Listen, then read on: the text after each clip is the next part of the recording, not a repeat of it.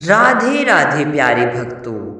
आज का यह पावन संदेश विशेष रूप से उन स्त्रियों के लिए है जो अपने जीवन में किसी न किसी संघर्ष, वेदना या कठिन परिस्थिति से गुजर रही है। ध्यानपूर्वक सुनिए, क्योंकि एक ऐसी बात बताने जा रहे हैं जिसे सुनकर शायद आप आश्चर्य में पड़ जाए कि भाग्यशाली होती है वह स्त्री जिसे जीवन में 3 प्रकार के विशेष कष्ट अवश्य प्राप्त होते हैं। सुनने में यह बात थोड़ी अटपटी लग सकती है, क्योंकि इस संसार में भला कौन होगा जो दुखों, कठिनाइयों और दुविधाओं को स्वयं अपने जीवन में बुलाना चाहेगा। हर व्यक्ति अपने जीवन में केवल सुख, अपार सम्मान, अटूट प्रेम और अपनापन ही चाहता है। फिर भला कष्टों को ईश्वर की विशेष कृपा या भाग्य का संकेत कैसे कहा जा सकता है।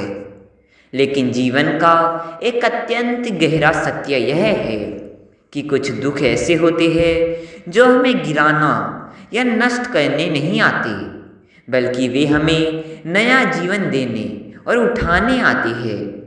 कुछ कठिनाइयाँ हमें भीतर से कमज़ोर बनाने नहीं आती, बल्कि वे हमें पहले से कई अधिक शक्तिशाली, परिपक्व और साहसी बनाते आती है।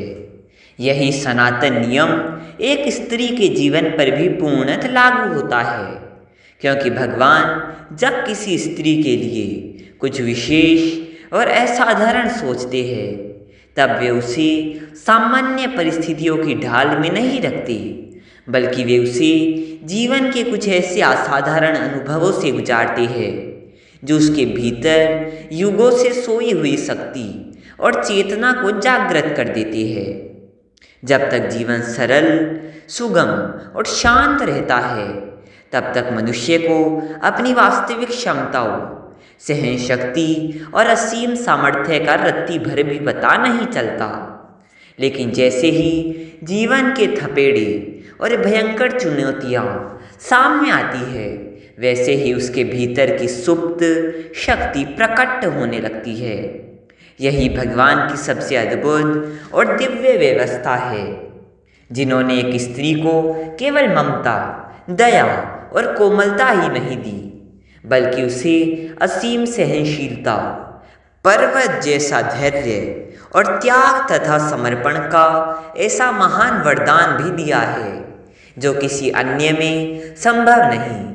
इसलिए अक्सर देखा जाता है कि जब भी परिवार या समाज में कोई कठिन परिस्थिति, संकट या विपत्ति आती है, तो सबसे पहले एक स्त्री ही पूरे साहस के साथ सबको संभालने और दिशा देने का प्रयास करती है।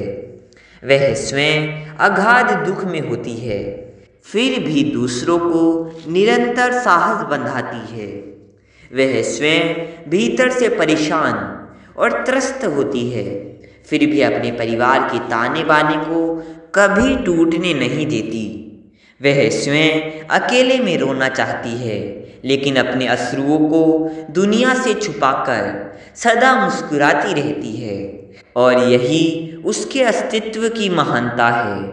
लेकिन हमें यह भी समझना होगा कि जो बाहर से अत्यंत मजबूत, कठोर और शांत दिखाई देता है, उसके भीतर भी कोमल भावनाएं होती है। उसे भी उपेक्षा का दुख होता है, उसे भी अपने ही लोगों की तीखी बातें तीर की तरह चुभती है, और उसे भी कभी कभी असीम अकेलेपन और निराशा का सामना करना पड़ता है।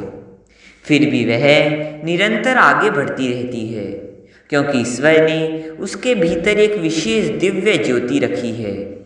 इतिहास इस बात का जीवंत साक्षी है कि जिन स्त्रियों ने सबसे अधिक संघर्ष, अपमान और कष्ट सहा, वही आगे चलकर पूरे समाज के लिए सबसे अधिक सम्मान की पात्र बनी और प्रेरणा का पुंज बनी। क्योंकि सोने की तरह तप कर ही व्यक्तित्व निखरता है, और बिना परीक्षा के कभी भी भीतर की अटूट मजबूती बाहर नहीं आती। प्रिय भक्तों, आज हम उन 3 विशेष कष्टों की गहराई से चर्चा कर रहे हैं जो किसी भी स्त्री को कमजोर नहीं बल्कि असाधारण बनाती है। पहला कष्ट है अपनों द्वारा ही उपेक्षित किया जाना। जब कोई अजनबी हमें नहीं समझता तो उतना दुख नहीं होता, लेकिन जब अपने ही परिवार के लोग, जिनके लिए स्त्री अपना पूरा जीवन, अपने सपने, अपनी खुशियाँ, अपनी इच्छाएं हंसते हंसते न्योछावर कर देती है, वही जब उसके त्याग को सामान्य मान लेते हैं, उसकी भावनाओं को तुच्छ समझते हैं और उसकी चुप्पी का गलत अर्थ निकालते हैं, तब हृदय भीतर तक छलनी हो जाता है।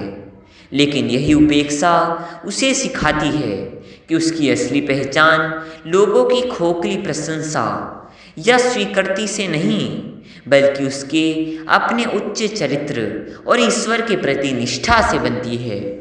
यह दुख उसे अपेक्षाओं के बंधन से मुक्त करके आत्मनिर्भरता और प्रभु भक्ति की ओर मोड़ देता है।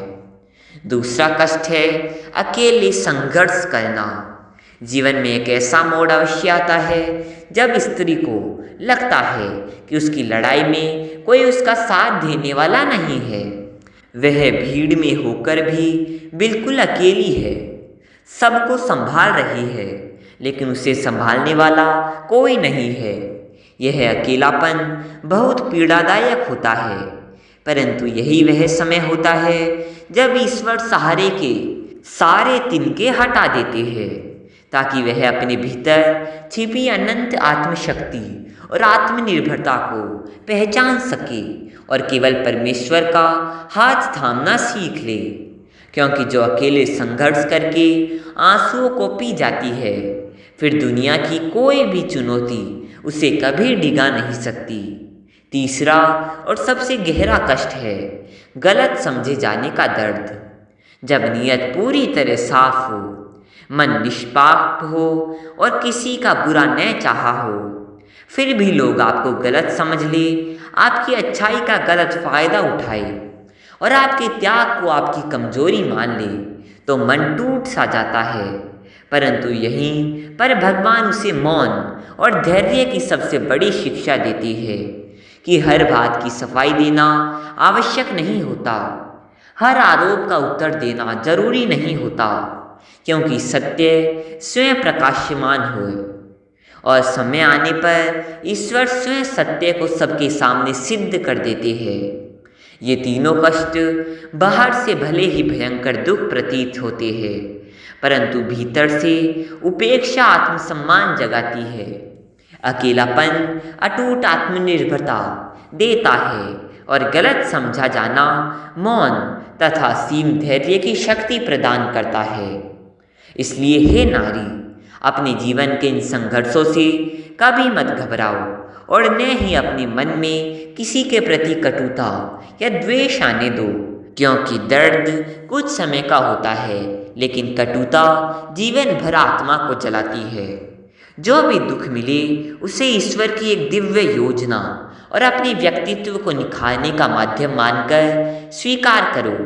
जो स्त्री कष्टों के बीच भी अपना विश्वास, करुणा, प्रेम और प्रभु का ध्यान नहीं छोड़ती, ईश्वर सही समय आने पर उसके हर एक आंसू, हर एक त्याग और हर एक मौन प्रार्थना का ऐसा अलौकिक फल देते हैं कि उसका आने वाला कल अत्यंत तेजस्वी, शांत और प्रेरणादायक बन जाता है। और अंततः वही स्त्री दुनिया के लिए एक मिसाल बनकर उभरती है।